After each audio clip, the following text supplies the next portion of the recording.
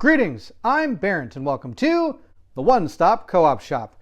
We're continuing our playthrough of Kingdom Death Monster. We are going to go take on this screaming antelope. I've set the board up from our last video, and this video is shot back to back with our last video. So if I made any mistakes during the settlement, hunt, or setup showdown, I'm not going to be able to correct them until we get back to the settlement. I hope that we're going to be okay with that. Now we have our 4 brave survivors over here, and we've got our screaming antelope. I think it's time to take him down. If you're ready to see if our survivors can do that, then I need you to meet me at the co-op shop.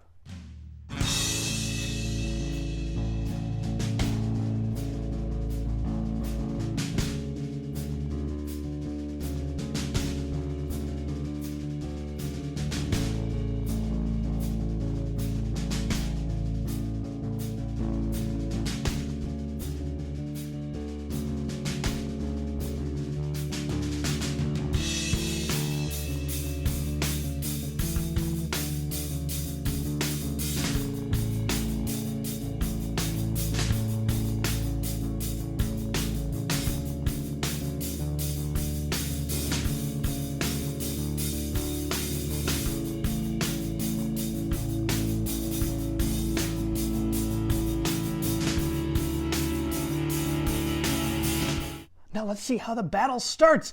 Our monster is going to go first, and he is going to great kick. Oh, I remember this one from last time. Random survivors in blind spot. Furthest threat in field of view in range. If there's no target, we're going to graze. Now there is no target, so he is going to graze, which if we look at the back of this card, it should say right down here, the monster full moves to the closest acanthus plant and ends its turn. If the monster is on or adjacent to an acanthus plant, archive the terrain and heal 1 wound. If there's no acanthus plant on the showdown board, instead full move forward in a straight line. There is many an acanthus plant on this map, so we're going to go take care of that. So the closest acanthus plants are these 3. So I can choose which one he's going to go after. I think he's going to move 1, 2, 3, and he's going to eat this acanthus plant up. Nom, nom, nom, nom, nom. It is gone from the board. He does not heal because he's not hurt. And that's going to be the end of our screaming antelope's turn. Now our survivors are basically just going to move up. That's about it. 1, 2, 3, 4. He's going to move up to here. These guys are all going to move up to here. Now they're behind this column, so they can't actually see the antelope, and the antelope can't see them. She's going to move 1, 2, 3, 4. She's going to be right there. That's going to be just fine. And she's going to use her cat eye circlet. I don't think there's anything else that any of our survivors have that I could use at this point. So with our cat eye circlet, we are able to reveal the next 3 monster hit locations and put them back in any order. So we're going to take a look at what the top 3 cards are for our screaming antelope. The first one is Restless Back. Well, if you hit it with a club or a shield, that's fantastic. I don't have those. The next one is Furry Throat. It's the same thing. And the third one is You Strike the Magnificent Bushy Tail. So all 3 of these do not have a reaction, so that's fantastic. We're going to put them back. It doesn't even matter what order I put them on, except maybe some of these persistent injuries or critical hits will actually help here. Oh, we'll go like that, just to be fun. We'll put them in that order. And that's going to be the end of our survivor's turn. I know it wasn't really productive, but I've got a plan for next turn. Now my plan hinges on this card doing what I hope it does. Let's see what it says. Slam. Closest knockdown survivor. There aren't any. Furthest threat in field of view in range. There are none because they can't see anything because it's behind that. We're behind the column. So no target. Graze again. That's going to be perfect. Now if it did hit us, it's speed 1, 2 accuracy, and 1 damage. I'm not too worried about that. I hope that one stays in the pile. So we're again going to go eat an acanthus plant.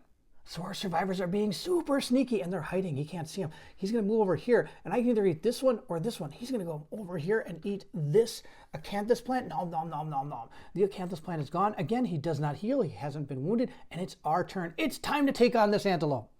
So if we look at our pillar here, it says, as an action, if adjacent to the toppled pillar on one of its long sides, you may hop over it.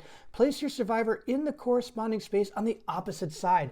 I am going to have Gold Moon surge to go ahead and jump over this obstacle. And now she's going to be able to perform her move and her actual action this turn. And she's going to use her white lion cloak, or coat, sorry. And the coat says, pounce. Spend my movement and activation to move 3 spaces in a straight line. Then, if you moved 3 spaces, activate a melee weapon with +1 strength. And that's exactly what we're going to do. 1, 2, 3. We're going to hit that screaming antelope in the back with our Bone Dagger, which right here says on a perfect hit, gain +1 survival. A perfect hit is a 10, but of course she's got that special fighting art called Timeless Eye, and a perfect hit is actually going to be on a 9 or 10. So let's go ahead and see what she can do to this Screaming Antelope. So Goldmoon is going to use her Bone Dagger, which has 3 speed. So she's going to roll 3 dice and see how she does. She needs a 7 or better. She hit once. Now she actually gets +1 for being in the blind spot, and she has +1 accuracy, so she actually only needed a 5. So instead of a 7, she needs a 5. So she hit twice. This one doesn't count. We're going to go ahead and put that here, and we're going to look at our 2 hit locations. Now we know what hit locations these are. It's the furry tail and also the, furry throat. Well, they're both furry. How about that? We're going to go ahead and go against the furry throat first. Now I get +1 strength for having done the whole pounce maneuver, and our dagger is also going to give us +1 strength. So we have +2 strength to this attack. So we only need to get above our Screaming Antelope's toughness, and its toughness is 8. So we need to roll a 6 or better in order to wound that location. We got a 9. We did wound this location, and since it was a 9, that is going to trigger her Mighty Strikes. Oh, it's not. I lied. Or not Mighty Strikes. It's a perfect hit. It's not going to trigger that because it's a wound roll, not a to hit roll. So she's not going to gain back her survival from that. But we did wound the monster. That's 1 wound. Now let's see if we can do it again. We have to see if we can hit the furry tail. Come on, let's do well. We got a critical hit. Gain 1 Screaming Antelope resource. The Screaming Antelope is off balance. The monster gains +1 -1 accuracy token, and we're able to get a resource from the Screaming Antelope. And it is another large flat tooth. We're going to give this to Goldmoon. We're going to do 2 damage to the monster, and we're also going to give it a -1 accuracy token. So we did so good. We're going to put our basic action back. We're also going to put our 2 hit locations right here. Now we did 2 wounds to that Screaming Antelope, and he's going to gain a -1 accuracy token. And we're going to put it right over here in the token spot. And also, I have removed a survival from Goldmoon. She's down to 5. That was a great start. All right, it's time to see what our newest member can do. He's going to use a surge to run over the top, and then he's going to move 1, 2, 3 to right here in the blind spot, and he also is going to attack. But before we do, I'm going to roll to see if I get back my survival, since he has the Rawhide Armor Complete set. So he's going to go ahead and roll the dice. Oh, we got a 1. He did not get his survival back, so he's down to 5. Now, Burim Everman has a couple things going on. One, he's using his Bone Blade, so he's going to get 2 accuracy, so he's going to have 2 speed, sorry. He's going to do roll 2 dice. He also needs a 6+ to hit, but he's in the blind spot, so he only needs a 5. He gets +2 strength, but he also gains +2 strength because of this monster tooth necklace. Not only does he get the +1 strength here, but we do have 2 red affinities locked. So he gets +1 strength for both those. First, we have to hit, though, before we can actually deal with the strength. And we got 1 hit. The 1 is a fail. That's fantastic. All right, let's see where we hit him. We know what this is again. It is the Restless Back. Now, I don't have a shield or a club, so I'm not going to gain +2 against this, but I do get my Bone Blade at +4. So let's see how we do. We got a 2 + 4 is 6. That's a miss. Our savior did not do any damage. Now this is where things get a little interesting. One, I could again have her surge to use that cat eye circlet to see the next 3 hit location cards, or I could have her jump up here with a surge action and fire her catgut bow at that Screaming Antelope. There's too many things to decide right now. I don't know what to do. If I do surge with that, I can use my movement to move up here, but I wouldn't be able to fire my bow because I need to use both my movement and my activation to do it. Oh, it's a tough call. I think we've got a lot of cards in the hit location deck. We're going to have Caramon surge over the top of this, and he's going to move in to right there and attack. So that brings Caramon's survival down to a 4. Now Caramon, of course, is using his trusty Butcher's Cleaver, which has a 2 speed, so he can get 2 dice. He needs a 5+ to hit this. He's not in the blind spot, so he doesn't get any bonuses. And he got 2 hits. Oh, that can be good or bad. Our first hit is the Restless Muzzle. The other one is the Giant Mouth. Now the Giant Mouth has a reflex. It says, if attacking with a melee weapon and the wound for this location is a 1 or 2, the monster consumes your weapon, archiving the gear and cancel the attack. If attacking with fist and tooth after after the dismembered severe injury. Okay, we don't want any of that. We're going to go here first. We're going to attack the restless muzzle. Now I get +5 strength. Plus Caramon has an extra strength, so he has +6 to try to wound this monster. He got a 5 + 6 is 11. He was able to wound the monster. Now he's going to have to go against the reflex one. Hopefully he doesn't roll a 1 or 2 or this could get really bad. He got a 7. All right, fantastic. So he was able to wound this monster twice. We didn't get any criticals. That's just fine. I have no problem with that. All right, let's go take care of that. So we're going to go ahead and put our 2 hit locations back, and then we're going to take 2 cards off the top of our AI deck. We're doing really good for this first turn. Now that's going to be the end of Caramon's turn. Now Kitty Yara is going to go ahead and use her activation to move onto any space occupied by the giant stone face. Ranged weapons gain +2 range and +2 accuracy while atop the giant stone face. So she's going to use it to put herself right there, right in the middle. I think that's going to be okay. And that's going to be the end of her turn. We're going to move into our Screaming Antelope's turn now. So let's see what our Screaming Antelope does. Bite. Oh, perfect. I love it when he bites. Closest survivor in field of view. I believe that's going to be Caramon. And he's going to move attack. Speed 1, accuracy 2, 2 damage. So he's going to go ahead and attack after the target gains a bleeding token if I'm hit. All right, that's going to be not that big of a deal. So if you look at his field of view is everywhere but these 2 spaces behind him. So Caramon is the closest person in field of view, so he's going to get bit. Bite. It's got a speed of 1, so we're going to roll 1 die. Now it hits on a 2+, but he has -1 accuracy. Now Caramon doesn't have any evasion. Oh, he does. He has 1 evasion. So I get to basically add +2 to this roll. He got a, well, that's not going to help. All right, so he hit us, and he's going to do 2 damage to a location on Caramon. Caramon in the body is going to take 2, and I think we're going to be okay with that. I could dodge that if I want, but I like his ability to surge with that super awesome Butcher's Cleaver. And after saying that, I've totally decided to go ahead and dodge this because I think it's better to keep the armor for in case there's a point where I can't dodge, like during my attack on reflexes and stuff. I'd like to keep his armor for that point. Remember, if he dies, I lose my Butcher's Cleaver. All right, we're going to discard our bite card, and now it's time to absolutely destroy this guy. We're going to start here. She's going to use her action to look at the hit location cards and see what we can find. All right, our first one is the giant tongue. It has -2 toughness to this location. The next, oh no, there's the trap. And the last one over here is a wound location. Your blow clips the Screaming Antelope's shoulder and it jumps back. Turn to face the attacker, then without turning, move the monster 1 space directly away from the attacker. Cancel all hits out of range. All right, I don't think that's going to be that big of a deal. What's this wound? Blood and spittle erupt from the Screaming Antelope wounded under maw. If the wound roll result was even, suffer 1 brain damage. If the wound roll result was odd, gain 1 insanity. All right, we're going to put this on the bottom. I'm going to put these 2 on top. I've got a plan. All right, we're going to do that. So I've got a plan again for that trap. Let's see if I can do it. We are going to attack with him. He gets 2 attacks with that Butcher's Cleaver. And then, in theory, this guy's going to move back a square, and I can hopefully get rid of that trap then. So Caramon again is using his Butcher's Cleaver. He needs a 5 or better to hit. He was able to hit both times. Yes, this is going to be perfect. All right, he gets to roll against both of these. It really doesn't matter which one I go after, but we are going to do these in a certain order. The first one we're going to do is we're going to go against the giant tongue. Now, it gets -2 toughness to wound this location. I don't think there's a way he can miss unless he gets a 1. Oh, you almost got a 1. So he got a 7. He was able to wound that location. Now, the next one is this one. Let's see if he's able to wound that location. He is, I believe. 3 + 6 is 9. He was able to wound that location. And it says here that I'm going to have to move the monster 1 space directly away from the attacker. And this one over here stated that if I was able to roll an odd number, I gain 1 insanity. So he's going to gain an insanity, do 2 wounds, and this thing's going to jump backwards. So we're going to discard this card, but Caramon is going to gain 1 insanity, bringing him up to 6 insanity. Next, we're going to go ahead and without turning, move the monster 1 space directly away from the attacker. It has to turn to face the attacker. So it's already facing the attacker. It's going to jump 1 space back, and that's perfect.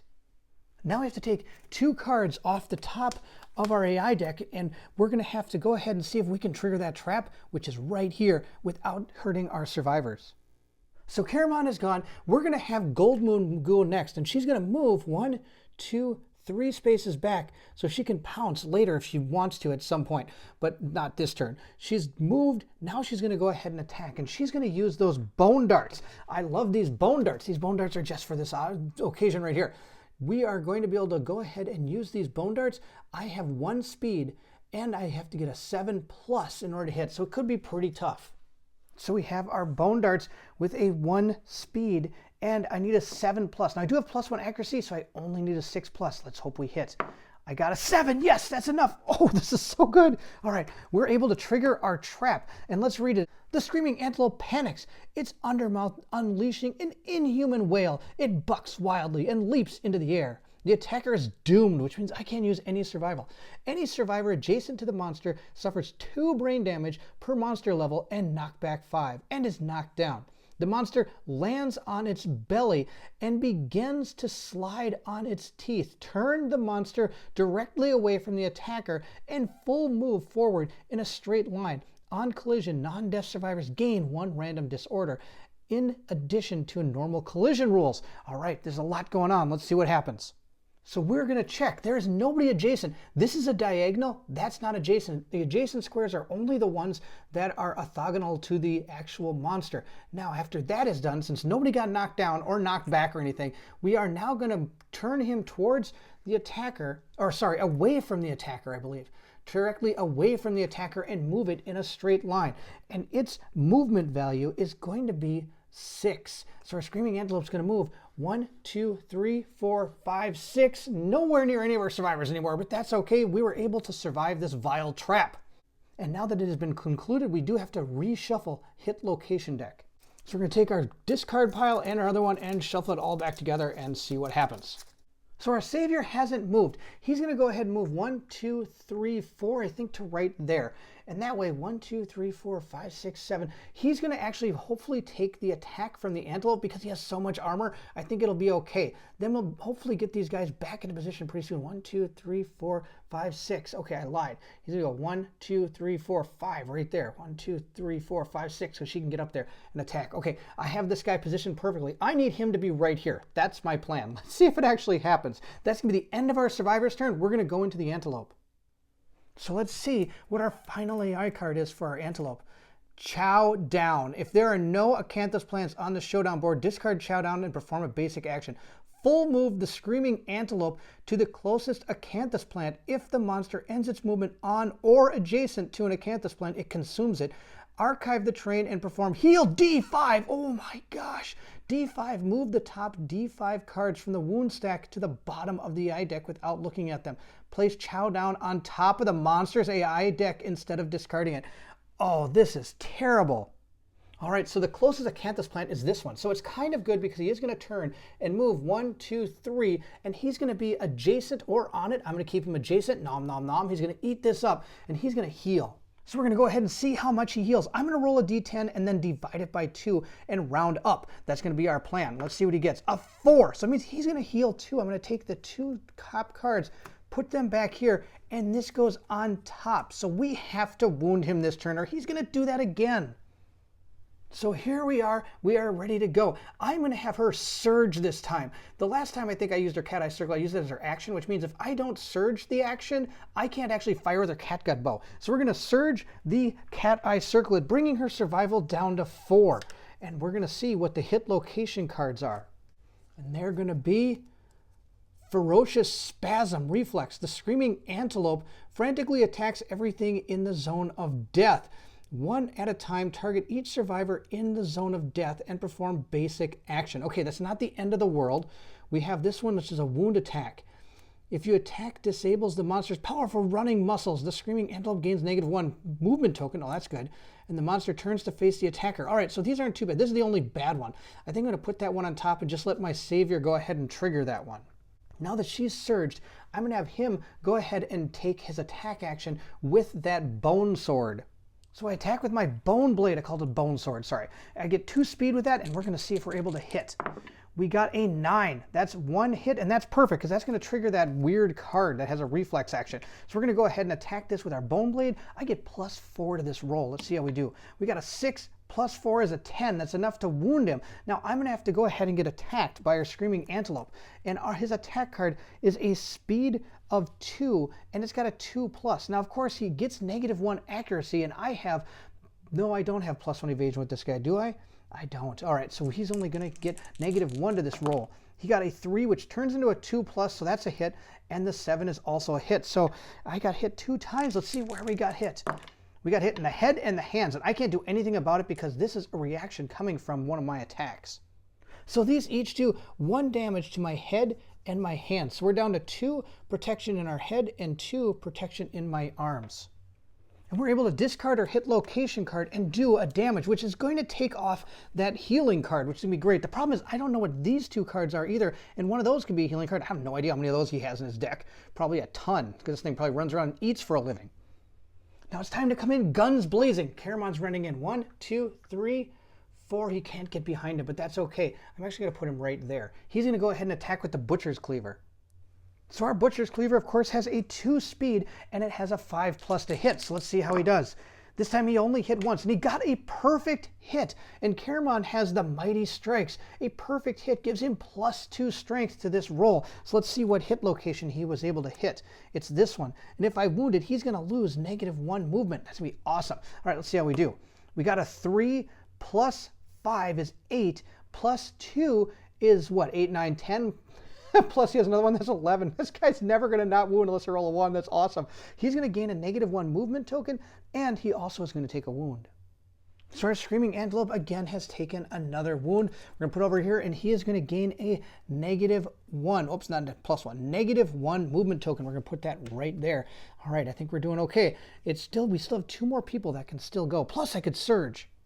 Actually, now that I think about it, I think we are going to surge. I'm going to move with this guy. Oh, he already made an action. He's going to surge to attack with that Bone Blade again. So our Bone Blade again has a speed of 2, and I'm surging with him because he has that +1 luck, and hopefully I can get some more resources as we're attacking here. So we're going to roll twice. We got a 6. That's enough to hit once. Now the 3 doesn't hit, but that's okay. This is a reflex. It's going to turn and face the attacker. I'm not too worried about it. I want to get a critical wound. Come on. I get +1 strength against this. Oh, I only got a 3. Oh, I don't even think I wounded him. 3 + 2 is 5, + 2 more is, what, 7? 3, 4, 5, 6, 7. That's not enough to wound him. So he has failed to do any damage to this thing. Now he is down to 4 survival. We have to figure out who we're going to go with next. I think we're going to surge with this guy. I think that's going to be our next plan. Oh, but he gets to roll to see if he's able to keep his survival because he's got that full set of gear. And he got a 9, so he does get to keep his survival, which is going to mean he's still at 5.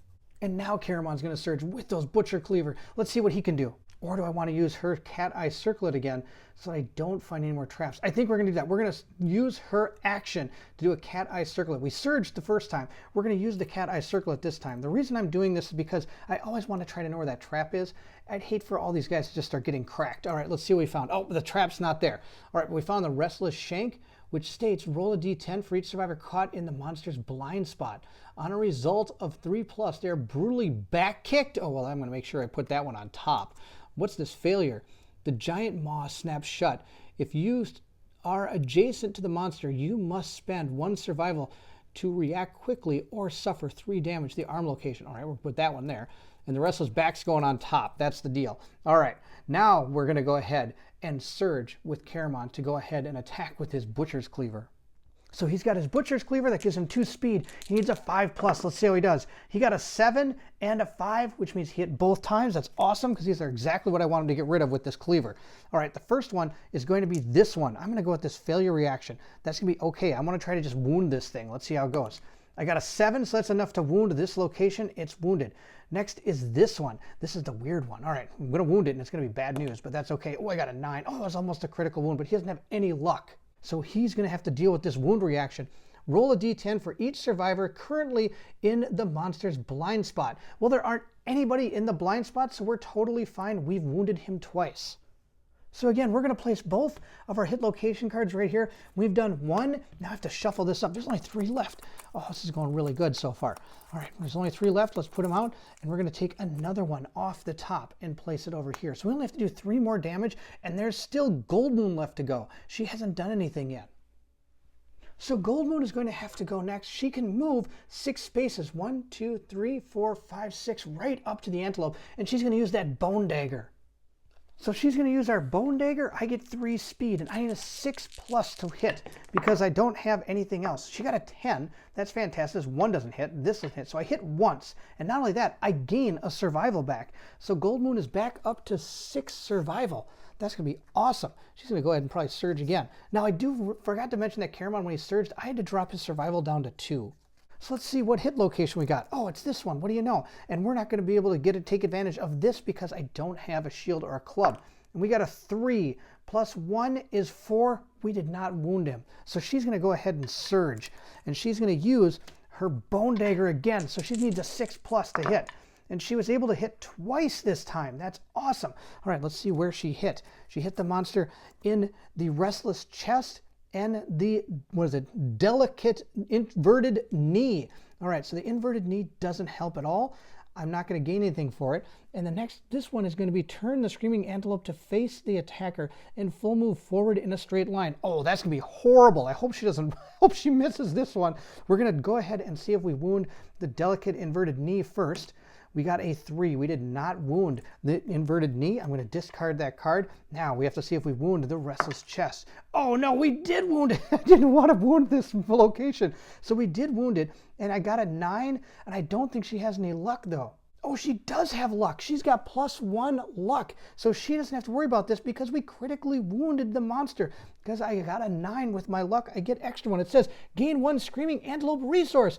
Internal bleeding weakens the monster. The Screaming Antelope gains a -1 damage token. Oh, that's awesome. All right, let's see what Screaming Antelope resource we were able to gain.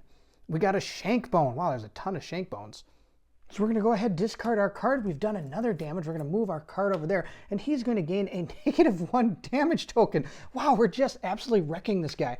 Oh, it was so awesome that we actually got that critical hit there, so I didn't have to worry about the wound. Now, Gold Moon went down to 5 survival, and it's time for our monster. What does he do? Slam. Closest knockdown survivor, knockdown, none. Furthest threat in field of view in range. Oh, no. I think he can make it to Gold Moon. Or not Gold Moon, but Kittyara. We'll have to see. So Slam is going to make him go to the farthest threat in field of view in range.